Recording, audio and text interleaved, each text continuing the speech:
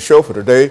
We're talking to Dr. CPoe, who's given us some information about the relationship between mental illness and violence. And of course, Dr. Poe, let's end this final segment by simply allowing you to inform our audience as much as you possibly can over the next 8 or 10 minutes in terms of what you think that they ought to know from the session that we're having here.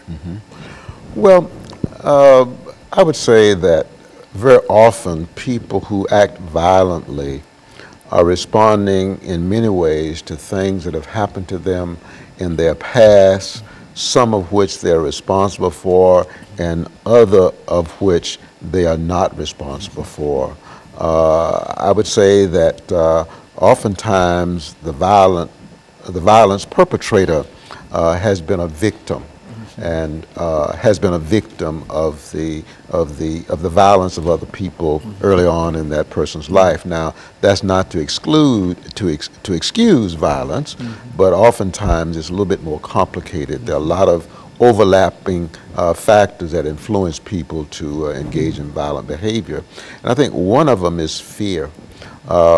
Persons who are brought up in an environment in which they are afraid for their security, they're afraid of being put down, afraid of being punished, afraid of being abused, often become violent as teenagers and become violent as adults. And it's interesting that oftentimes the actions that people engage in to reduce their fear ends up in causing damage to their body and to their mind. For example, drugs that we're seeing that's so widespread today in terms of use and abuse.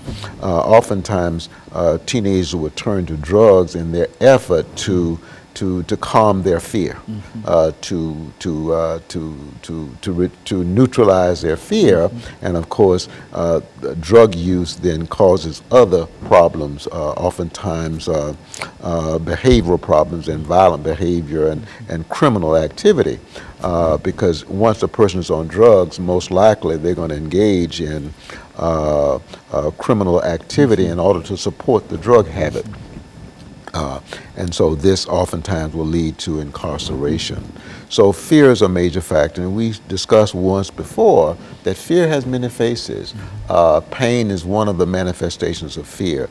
Guilt is a manifestation of fear. Shame is a manifestation of fear, and insomnia may be a manifestation of fear. I think a lot of physical illnesses may be manifestations of fear, and so fear is one of the main emotions that people struggle with, and if a person is not careful, they will find some damaging way in their effort to calm their fear.